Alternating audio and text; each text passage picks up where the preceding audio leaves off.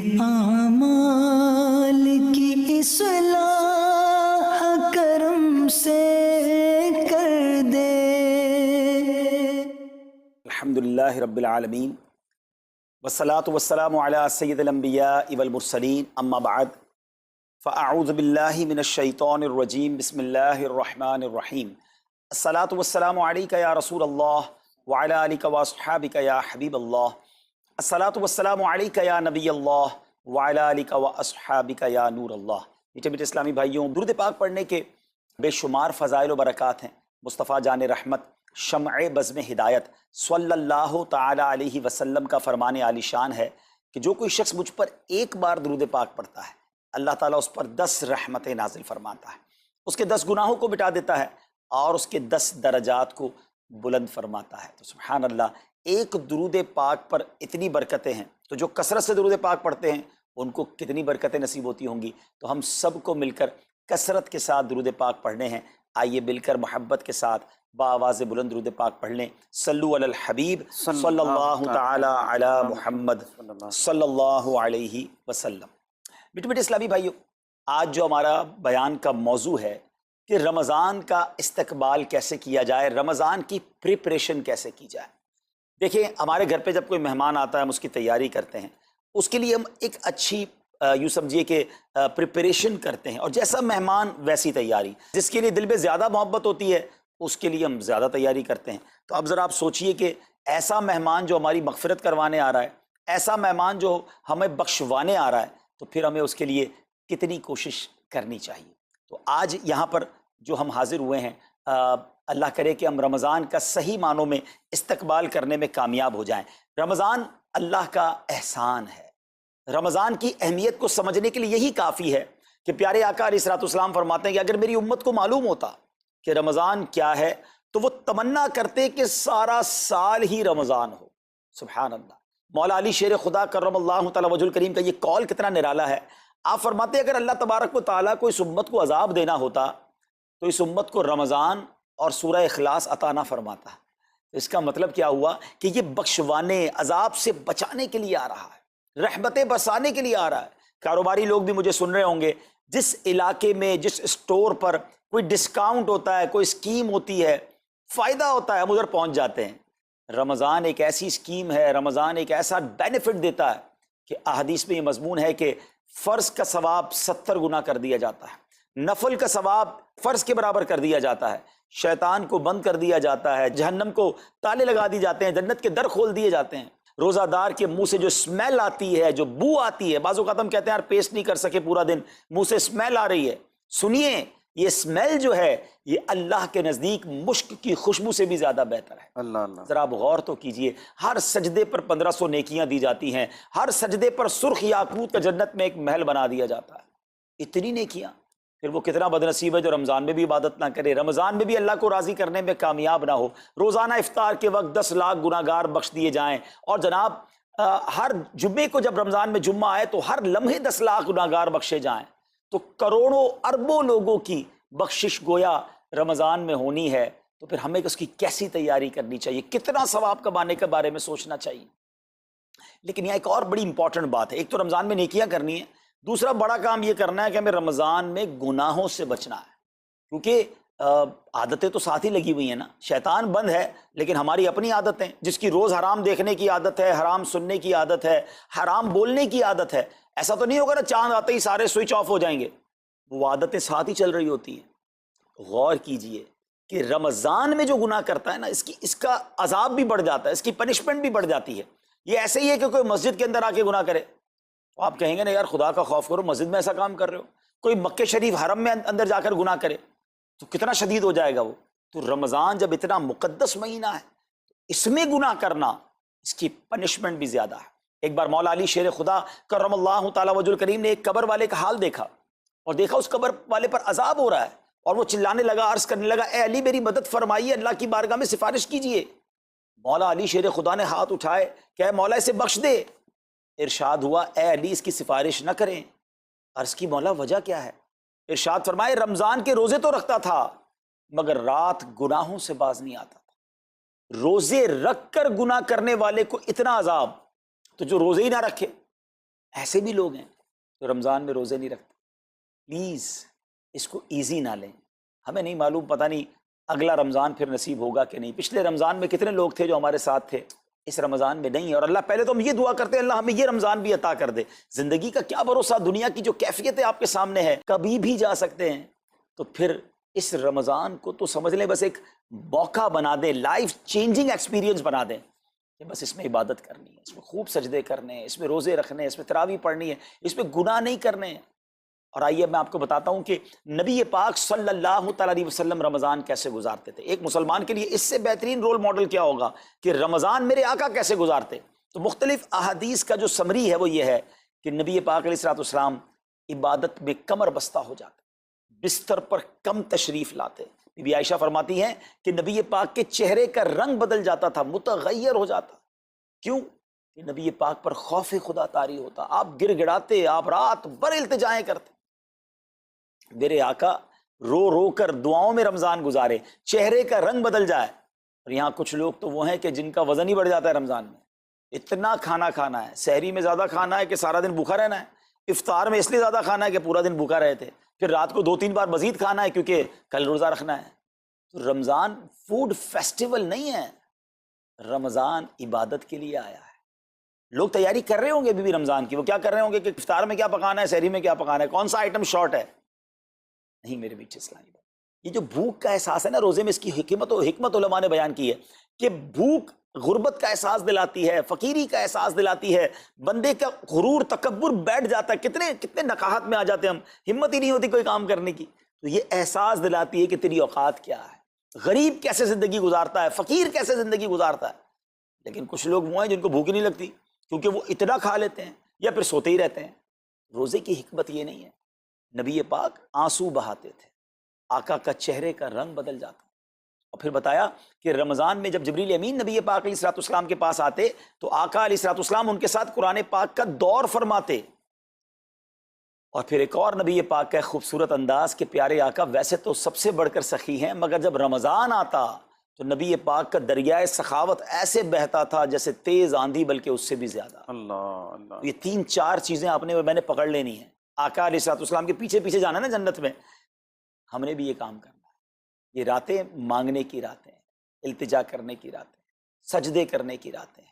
ہمیں تہجد بھی پڑھنی ہے، ہمیں انشاءاللہ نوافل بھی پڑھنے ہیں. اور کم از کم قرآن ایک بار تو پورا انڈرسٹینڈ تو کریں نا. تلاوت، ترجمہ، تفسیر کب کریں گے؟ بڑی بڑی ڈگریاں ہیں، بڑے بڑے پاسپورٹ اور جناب بہت سارا سرمایہ ہے، مگر ایک بار بھی قرآن پورا ترجمے اور تفسیر سے نہیں پڑھا ہوگا. بہت سارے لوگ ایسے ہیں. ذرا سوچئے نا. اچھا یہ مہینہ نزول قرآن کا مہینہ ہے، رمضان، اور قرآن کو جو خاص نسبت حاصل ہے نا، تو اس مہینے میں قرآن کو پکڑ لیں. ہائے ہائے، اللہ کرے رمضان قرآن کے ساتھ گزرے، ہماری صبح قرآن کے ساتھ ہو، ہماری شام قرآن کے ساتھ ہو، ہم قرآن سمجھنے والے بن جائیں. اچھا میں ایک اور بات بتاؤں آپ کو، مہینہ کتنا پیارا. صرف اس مہینے میں قرآن نازل نہیں ہوا، باقی بھی جو 3 آسمانی کتابیں ہیں نا، زبور، انجیل، توریت، یہ بھی رمضان میں ہی نازل ہوئی ہیں. اللہ کریم نے ان تمام مبارک کتابوں کو نازل کرنے کے لیے رمضان کا مہینہ منتخب فرمایا. اتنا مبارک مہینہ ہے تو ہمیں خوب اس میں تلاوت قرآن کرنی. اور اب دعوت اسلامی نے کتنا آسان کر دیا، تفسیر قرآن عطا فرما دی، صراط الجنان آسان اردو میں، اور پھر جناب اس کو اپلیکیشن پر بھی دے دیا، اس کے PDF بھی جاری کر دیے، ڈاؤن لوڈ کر لیں موبائل میں. اب تو آڈیو تفسیر قرآن بھی آپ کو دے دی. اگر پھر بھی سنیں نہ، پڑھیں نہ، قرآن سے دور رہیں تو یہ ٹھیک نہیں ہے. پلیز اس رمضان کو قرآن کے ساتھ گزاری. اور پھر جو نبی پاک کا یہ جو سخاوت والا انداز ہے نا، صدقہ و خیرات کرنا، ہر سائل کو عطا فرماتے، تو یہ بھی ہمارا ایٹیٹیوڈ ہونا چاہیے کہ خوب دل کھول کر خرچ کریں. سب سے پہلے اپنی پوری زکوٰۃ ادا کریں. یہ اتنی بڑی اب بدقسمتی ہوتی جا رہی ہے. ایسا فیل ہوتا ہے دنیا بھر کے تاجران اور لوگوں سے جب ہم ملتے ہیں کہ جس طرح رمضان کے علاوہ بہت تھوڑی تعداد میں مسلمان نماز پڑھتے ہیں نا 5 ٹائم، ایسا لگتا ہے اب زکوٰۃ بھی بہت کم لوگ ہی دیتے ہیں، پوری زکوٰۃ نہیں دیتے، اندازے سے نکال دی، کیلکولیشن کرتے نہیں ہیں. اور یہ بھی فیلنگز آتی ہیں کہ زکوٰۃ جتنی بڑھتی جاتی ہے نا، ہزاروں میں جس کی زکوٰۃ ہے وہ دے دیتا ہے، لاکھوں والا بھی شاید دے دیتا ہے، لیکن جب زکوٰۃ ہی کروڑوں میں پہنچ جاتی ہے نا تو پھر یہ دل پر بھار پڑنا لگ جاتا ہے، ڈیفیکلٹ لگنا شروع ہو جاتی ہے. بندہ یہ کیوں نہیں سوچتا کہ اگر اللہ پاک نے مجھ پر لاکھوں میں زکوٰۃ ہے تو اللہ نے کروڑوں دیے تو لاکھوں میں زکوٰۃ ہے نا. اگر کروڑوں میں زکوٰۃ ہے تو اربوں ہیں تو کروڑوں میں زکوٰۃ ہے نا. زکوٰۃ کتنی ہے؟ ضروریات زندگی کی تمام چیزوں سے فارغ ہونے کے بعد جو مال تجارت، سونا چاندی، کیش یا پرائز بانڈ، یہ جو اس کی تفصیلات ہیں، اس پر 2.5% ہے. میں ایک اور لاجک سے آپ کو بات سمجھاؤں. اگر اس لاجک سے سمجھیں تو زکوٰۃ تو 1-1.5% بنتی ہے. وہ کیسے؟ ہم سب کے گھر نکل گئے، اس پہ زکوٰۃ نہیں ہے. ہماری گاڑیاں نکل گئیں، اس پہ زکوٰۃ نہیں ہے. جن کی فیکٹریاں ہیں وہ فیکٹریاں بھی مائنس کر دی گئیں. جن کی دکانیں ہیں وہ دکانیں بھی مائنس ہو گئیں. اچھا جناب، اس کے علاوہ اگر کرائے پہ کچھ پراپرٹی دی ہوئی ہے اس پر زکوٰۃ نہیں ہے. اگر ان سب پر زکوٰۃ ہوتی، یعنی جو کچھ میرے پاس ہے ان سب پر ہوتی، تو کتنی زیادہ ہو جاتی. اور اتنی ساری چیزیں نکل گئیں تو پھر تو اگر ٹوٹل پد لگائیں تو 1-1.5% ہی بنتا ہے. تو اب جب سب کچھ نکالنے کے بعد تھوڑے سے مال پر 2.5% ہے اور بھی سال میں ایک بار ہے، تو اس کو بھاری نہ سمجھیں. یہ بربادی ہے جو زکوٰۃ نہیں دیتے. یاد رکھیے گا، حدیث پاک کا مضمون ہے کہ یہ مال کا میل ہے، جس مال سے مل جائے اس مال کو بھی برباد کر دیتا ہے. بربادیاں آتی ہیں، بے سکونیاں آتی ہیں، بیماریاں آتی ہیں. اور آگے جو دے دیتا ہے سبحان اللہ، اس کے بارے میں حدیث پاک میں آتا ہے کہ اپنی زکوٰۃ دے کر اپنے مالوں کو مضبوط قلعوں میں قید کر لو، اپنے مال کو سیکیور کریں. لوگ کہتے ہیں انشورنس ہونی چاہیے، آگ نہ لگ جائے، چوری نہ ہو جائے، ڈوب نہ جائے. اللہ کے حبیب علیہ الصلوۃ والسلام فرماتے ہیں، جس کا مضمون ہے کہ جب بندہ اللہ کی راہ میں خرچ کرتا ہے نا، تو وہ صدقہ بندے کے ہاتھ سے نکل کر اللہ کے دستے قدرت میں چلا جاتا ہے. اور اللہ کریم تمہارے صدقوں کو پالتا ہے، جس طرح تم اپنے جانور کے بچوں کو پالتے ہو. بچہ ہوتا ہے نا جانور کا، بڑا ہو جاتا ہے. فرمایا بندہ کھجور کا صدقہ دے گا، اللہ پہاڑ جتنا عطا فرمائے گا. اس دن بھی ملے گا اور ملٹیپلائی ہو کر ملے گا. اچھا جو ادھر خرچ کیا ادھر کیا ملے گا؟ ادھر بھی نبی پاک علیہ الصلوۃ والسلام فرماتے ہیں، جس کا مضمون ہے میں قسم کھا کر کہتا ہوں، یعنی نبی پاک تو جو فرمائے حق ہے. اس حدیث میں تو آقا علیہ الصلوۃ والسلام قسم اٹھا رہے ہیں کہ میں قسم کھا کر کہتا ہوں کہ اللہ کی راہ میں خرچ کرنے سے مال کم نہیں ہوتا. نہ ادھر کم ہونا ہے اور ادھر بھی ملنا ہے، تو پھر تو سودا کتنا نفع والا ہے. اور یہ آپ چیک کر لیں پوری دنیا میں جہاں مجھے سنا جا رہا ہے کہ جو لوگ پوری زکوٰۃ دیتے ہیں نا، ان کا مال ملٹیپلائی ہوتا ہے. اگلے سال زیادہ زکوٰۃ دے رہے ہوتے ہیں. زیادہ زکوٰۃ کیسے ہو گئی؟ کیونکہ مال بھی بڑھ گیا. تو ادھر بھی بینیفٹ ہے، ادھر بھی بینیفٹ ہے، نقصان کا سودا ہی نہیں ہے. پھر چاہتے ہو بلاؤں سے بچ جائیں تو روایتوں کا مضمون ہے کہ صدقہ بلا اور بندے کے بیچ میں آ جاتا ہے. بلا اترتی ہے، صدقہ روک لیتا ہے، لڑائی کرتا ہے اس سے، اور بندے پر بلائیں اور پرابلمز اور ڈیفیکلٹیز آنے سے اسے روکتا ہے. تو اگر چاہتے ہیں کہ برائیوں کے دروازے بند رہیں، چاہتے ہیں کہ بری موت سے بچیں، چاہتے ہیں کہ رزق میں اضافہ ہو، چاہتے ہیں کہ بلاؤں سے بچیں، ادھر بھی مال میں اضافہ ہو، ادھر بھی خزانے ملیں، تو اللہ کی راہ میں دل کھول کر خرچ کریں. اور یہ مہینہ it's the right month for generosity. یہ بہترین مہینہ ہے سخاوت کرنے کا، کیونکہ نبی پاک کا یہ انداز تھا کہ رمضان میں خوب سخاوت فرماتے. تو غریبوں کی مدد کریں، ایسی مدد کریں کہ چہروں پہ مسکراہٹیں آ جائیں، لوگوں کے دسترخوان اچھے ہو جائیں، ان کے گھروں میں بھی کچھ اچھے کھانے پہنچ جائیں. اور اس میں سب سے بہترین طریقہ یہ ہے کہ اپنے غریب رشتہ داروں کو آپ مدد کریں. اگر وہ مستحق ہے نا زکوٰۃ کے، تو حق ہے کہ سب سے پہلے اپنے غریب رشتہ داروں کو دیں. پھر زکوٰۃ بچ جائے تو عاشقان رسول کی عظیم الشان بڑی تحریک دعوت اسلامی آپ کے سامنے ہے، جو دین متین کی خدمت کر رہی ہے. جامعۃ المدینہ ہیں، مدرسے ہیں، بچے اور بچیاں عالم بن رہے ہیں، عالمہ بن رہے ہیں، حافظ بن رہے ہیں، ناظرہ قرآن، اور ان سے کوئی فیس بھی نہیں لی جا رہی. ہزاروں بچے فری آف کاسٹ ہمارے پاس ایکوموڈیشن رکھے ہوئے ہیں، جن کو کھانا پینا رہنا دعوت اسلامی نے دینا ہے. آپ ذرا سوچئے یہ امت کی کتنی بڑی خدمت ہے کہ علماء دینا، حافظ قرآن، مسجدوں کے امام یہاں سے پروڈیوس ہوتے ہیں. اور پھر آگے چلیں تو دعوت اسلامی نے اسلامک میڈیم اسکول بنائے دارالمدینہ. پھر سال کی 600 کے قریب مسجد دعوت اسلامی بناتی ہے. میڈیا کے ذریعے جو بے حیائی پھیلائی جا رہی تھی، تو مدنی چینل اردو، پھر مدنی چینل انگلش، پھر مدنی چینل بنگلہ. اب بچے مذہبی پروگرام اتنا غور سے نہیں دیکھتے تھے، وہ اپنے بچوں کے آئٹمز دیکھنا چاہتے تھے. تو گناہوں بھرے کارٹونز اور پروگرام سے اور پوئمز سے چھڑانے کے لیے Islamic poems, Islamic cartoons, Islamic بچوں کے پروگرام، تاکہ بچے بھی جو ہے وہ الحمدللہ بچے رہیں. اور اب اس کی کیا زبردست پاپولیرٹی ہے کہ آپ کڈز مدنی چینل کے یوٹیوب چینل پہ جائیں، ہمارا ایک ایک کلپ 10 ملین 12 ملینز میں دیکھا جا رہا ہے. تو کون دیکھ رہا ہے؟ وہ بچے جو گناہوں بھرے کارٹونز دیکھتے تھے، اب الحمدللہ اللہ رسول کی باتیں وہاں سن رہے ہیں. پھر آگے چلیں تو دعوت اسلامی جناب یہ دینی کاموں کے ساتھ ساتھ جو ویلفیئر کے کام کر رہی ہے، غریب مسلمانوں کی امداد کا کام، زلزلے اور سیلاب زدگان کی ریسکیو کرنے کا کام، گونگے بہرے نابینا اور معذور افراد کی ریہیبلیٹیشن کا کام، تھیلیسیمیا کے مریضوں کو خون دینے کا کام، 26 لاکھ مسلمانوں کو دنیا بھر میں راشن، کھانا، پانی صرف اس ایک سال میں دعوت اسلامی نے پہنچایا. تو یہ کمال کی آرگنائزیشن ہے. دیکھیں آپ دنیا کی بہت ساری NGOs کو جانتے ہوں گے. کوئی مدرسے چلاتا ہے تو مدرسے ہی چلاتا ہے, کوئی مسجد بناتا ہے تو مسجد ہی بناتا ہے, کوئی کھانا کھلاتا ہے تو کھانا ہی کھلاتا ہے, کوئی جناب غریبوں کی مدد تو وہی کام, کوئی ہاسپٹل تو ہاسپٹل. دعوت اسلامی ان ون امبریلا اتنے ساری ڈائیورسٹی کے ساتھ جو دین کی خدمت کر رہی ہے, دنیا میں اس کی مثال نہیں ملتی ہے. لاکھوں لوگوں کو دین بھی سکھایا جا رہا ہے, غیر مسلموں کو مسلمان بھی بنایا جا رہا ہے, بے عملوں کو با عمل بنایا جا رہا ہے, بے پردہ خواتین کو با پردہ بنایا جا رہا ہے, بے نمازیوں کو نمازی بنایا جا رہا ہے, ماں باپ کے نافرمان فرما بردار ہو رہے ہیں, شراب اور نشے کے عادی چھوڑ کر نمازی بن رہے ہیں. تو جہاں مریض ہیں ان کو خون بھی دیا جا رہا ہے, گھر میں بیٹھ کر میڈیا کے ذریعے اور سوشل میڈیا کے ذریعے لوگوں تک دین پہنچایا جا رہا ہے. تو یہ کمال کی ڈائیورسٹی ہے. تو میں تو سچ بتاؤں, یہ جملہ کہا کرتا ہوں کہ میرے اور آپ کے پیسوں کا نصیب ہے کہ وہ دعوت اسلامی میں لگ جائے. تو یہ آپ آگے بڑھیے اور دین کے اس کام میں مزید حصہ ملائیے. خاص طور پہ فار ایسٹ میں آپ دیکھ لیں, کوریا میں, ہانگ کانگ میں, اور جناب یہ سری لنکا میں, تھائی لینڈ میں, ملیشیا میں, کتنے جاپان میں, کتنے ملکوں میں دعوت اسلامی کام کر رہی ہے اپنی اپنی بساط کے مطابق. اور لیکن ابھی مزید ادارے بنانے, ہمیں ان ملکوں میں بھی بنانے, ان ملکوں میں بھی آگے بڑھنا ہے. تو اگر آپ بھی چاہتے ہیں کہ میرے آقا کے عشق کا پیغام, سنت رسول کا پیغام, مسلک اعلیٰ حضرت کا پیغام, نبی پاک کے دین کا پیغام پوری دنیا میں پھیلے, تو وی ہیو ٹو سپورٹ دعوت اسلامی.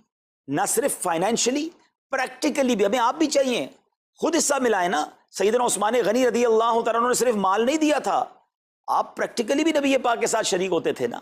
تو آپ اپنے عطیات بھی دیں, اور دنیا کے جن ملکوں میں آپ مجھے سن رہے ہیں وہ دعوت اسلامی والوں کے دستوں بازو بنے. کمزوری کہاں نہیں ہوتی, ہاں ہمارے گھر میں کمزوری ہوتی ہے, ہم سب مل کر کام کریں گے تو کمزوریاں بھی دور ہوں گی اور ترقی آ جائے گی اور ہمیں اس کا ثواب بھی ملے گا. تو آج میں دنیا بھر میں جہاں مجھے دیکھ رہے ہیں, پلیز اچھی نیتیں کریں. اچھا ایک بات اور سن لیں, ہم بعض اوقات کیا سوچتے ہیں کہ ہمارے ملک کا خرچہ مثال کے طور پہ $20,000 ہے, وہ ہم لوگوں نے کر لیا, اب اور چندے کی کیا ضرورت ہے. دعوت اسلامی کسی ایک ملک کی نہیں ہے, انٹرنیشنل دعوت اسلامی کے لیے سوچیں. دنیا میں جہاں بھی دین کا کام ہو رہا ہے وہ میرا ہے. یہ میں اپنے ملک اور اپنی سٹی کے بارے میں سوچوں گا تو شاید میں بڑا کام نہ کر سکوں. آپ کو تو موقع مل رہا ہے انٹرنیشنلی مدنی کاموں میں اپنا حصہ ملائیں. تو دعوت اسلامی کو دل کھول کر سپورٹ کریں. ہم انشاءاللہ جتنے عطیات بڑھیں گے انشاءاللہ مزید مدنی کام بڑھانے کا ارادہ رکھتے ہیں. اللہ کریم اپنی بارگاہ میں ہم سب کا جمع ہونا قبول فرمائے اور دل کھول کر خرچ کرنا نصیب فرمائے, اور اس رمضان کو ہماری مغفرت کا ذریعہ بنا دے. اس رمضان کو نبی پاک علیہ الصلوۃ والسلام کے نقش قدم کے مطابق چل کر گزارنے کی توفیق عطا فرمائے. صلو علی الحبیب صلی اللہ تعالی علی محمد صلی اللہ علیہ وسلم. میرے اعمال کی اصلاح کرم سے